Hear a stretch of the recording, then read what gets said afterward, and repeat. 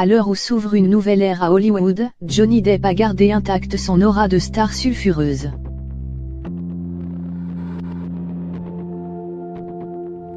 L'acteur, champion des rôles d'excentrique, est aussi l'ambassadeur de la nouvelle eau de parfum sauvage de Dior.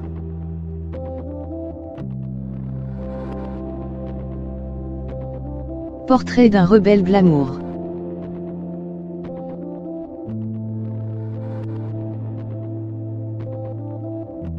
C'était au début des années 2000, au 18e étage d'un palace de Los Angeles.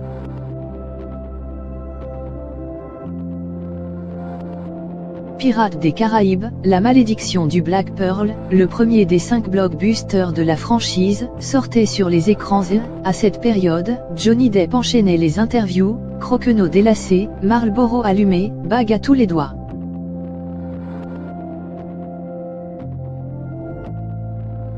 Business oblige, il expédia le job en évoquant son personnage, Jack Sparrow pirate aux yeux ourlés de Cole, porté sur ce vieux rhum qui lui donne une démarche chaloupée.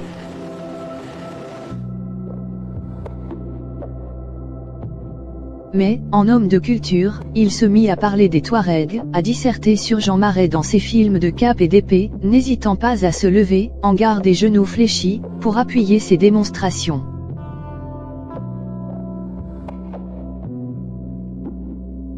Ou à imiter Jean Gabin et sa voix de stentor dans la traversée de Paris-Jaambier, 45 rue Poliveau.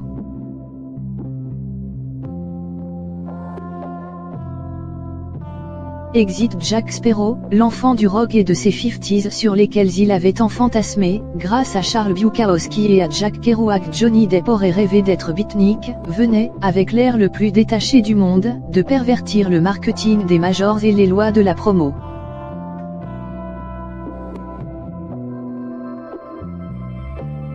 À l'époque, Indépendance Depp, comme le surnommaient les journaux, ne traversait jamais dans les clous.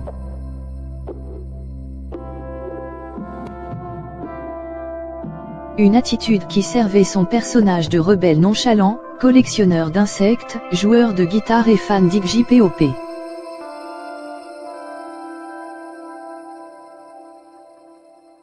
S'il ne semble pas davantage respecter les codes aujourd'hui, c'est à son corps défendant, son médiatique divorce d'avec Amber Heard et la banqueroute qui semble le menacer. Il a dû vendre son palais de Venise, ont laissé des traces.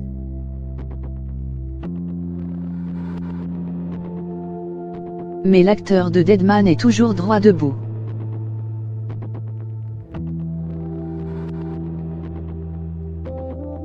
On l'a vu récemment dans Le Crime de l'Orient Express, réalisé par Kenneth Branagh, et on le retrouvera à la fin de l'année dans Les Animaux Fantastiques, Les Crimes de Grindelwald, de David Yates.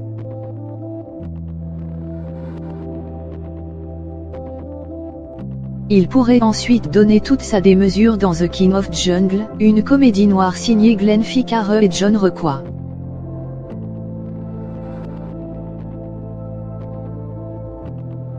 Depp y incarnera le créateur d'antivirus John McAfee, qui, devenu millionnaire grâce à son invention, quitta la civilisation pour aller perdre la raison dans la jungle du Belize.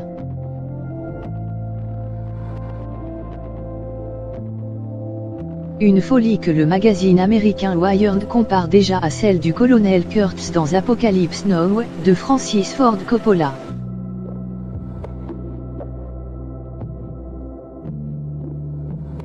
Je choisis un projet de film quand je pense que j'ai quelque chose à apporter, revendique l'acteur.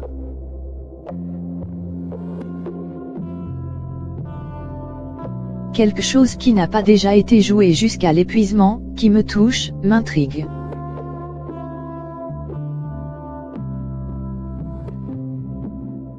Anticonformiste de sa génération.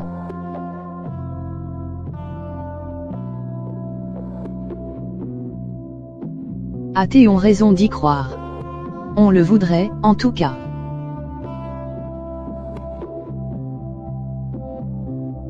Car, si elle ne manque pas de figures comme Nicolas Cage, Keanu Reeves, Tom Cruise, sa génération n'aura compté qu'un seul anticonformiste, capable de choisir un cap et de s'y tenir au mépris d'une carrière plus lisse obéissant aux dictats du box-office.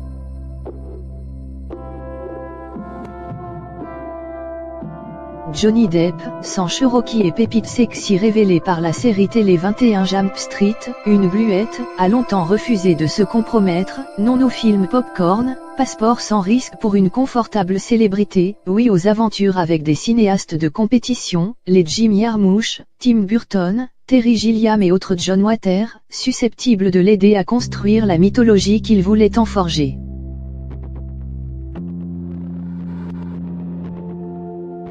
L'acteur le confesse, je préfère l'obscurité à la lumière.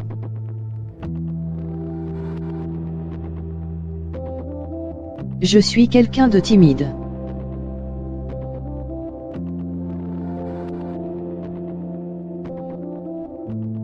Mais quand je joue, je n'ai aucune limite, un univers entier s'ouvre à moi.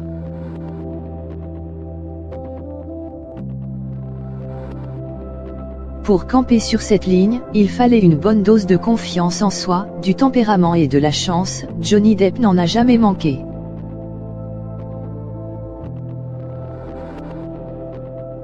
Notamment avec l'auteur d'Edouard aux mains d'argent, le long métrage favori des enfants que l'acteur a eu avec Vanessa Paradis, Lily Rose et Jack, dont il a dit un jour « J'ai été extirpé d'une mort télévisuelle par cet homme brillant et singulier qui passa sa jeunesse à déambuler dans la soupière de Burbank, ville natale de Tim Burton, en Californie ». Note de la rédaction.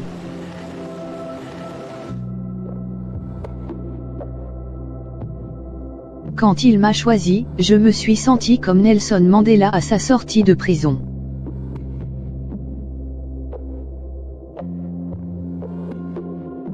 Ils ont déjà travaillé 8 fois ensemble, rendant le public dépendant, quitte à défier les studios. La Fox aurait préféré Tom Cruise pour Edouard aux mains d'argent, et la Paramount, Mel Gibson pour Sleepy Hollow, la légende du cavalier sans tête.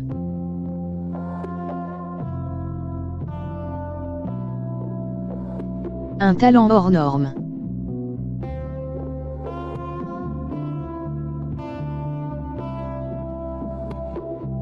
Si Depp a ainsi pu ignorer le système, c'est d'abord parce qu'il est doté d'un talent hors norme.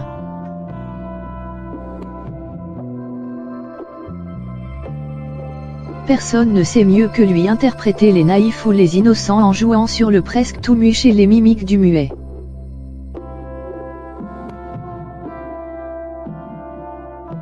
Autrement dit, en optant pour l'outrance tout en tenant, du moins, le plus souvent, le cabotinage à distance.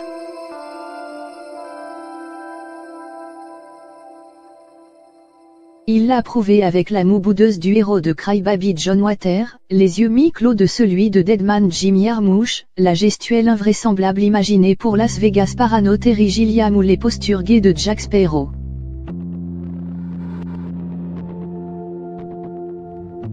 Il n'a peur de rien, et surtout pas chez Tim Burton, avec qui il a dessiné un aréopage de fric passé à la postérité. Edward, ado gothique au teint de vampire et aux doigts en forme de ciseaux, Willy Wonka, Charlie et la chocolaterie, Canne virevoltante et solitude à la Michael Jackson, Sweeney Todd, barbier diabolique à la mèche blanche, le chapelier fou Alice au pays des merveilles, siphonné du bocal aux sourcils flamboyants.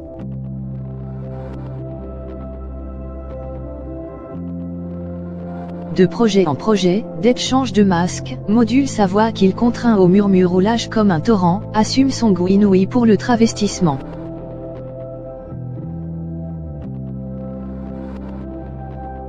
Souvent, dans l'art, ce sont les erreurs qui donnent lieu aux plus belles choses.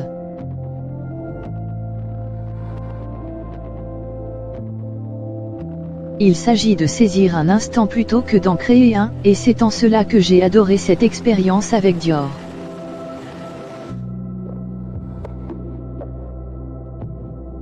C'est quelque chose d'unique.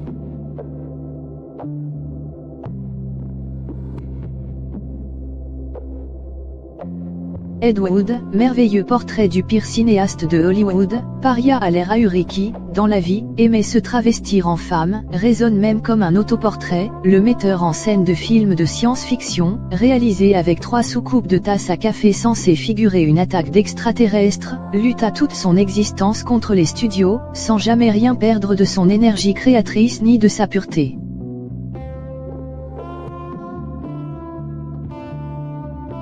C'est de ce Johnny Depp là qu'on aime se souvenir.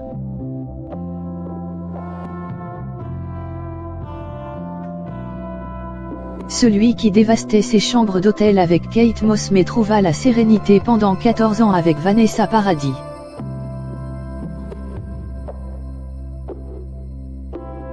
Celui qui roulait en pick-up sur les highways californiennes mais résida discrètement en France, dans le Midi.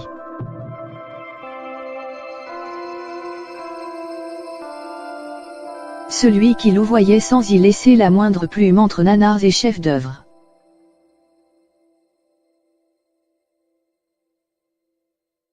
Le type, animal, qui enterre avec classe ses bagues dans le désert de Mojave, dans un film signé Jean-Baptiste Mandino pour la Maison Dior.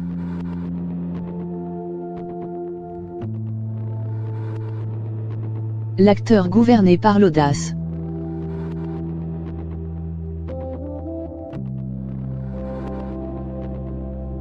Un guerrier inclassable, rétif et sulfureux, obsédé par l'idée de laisser une trace.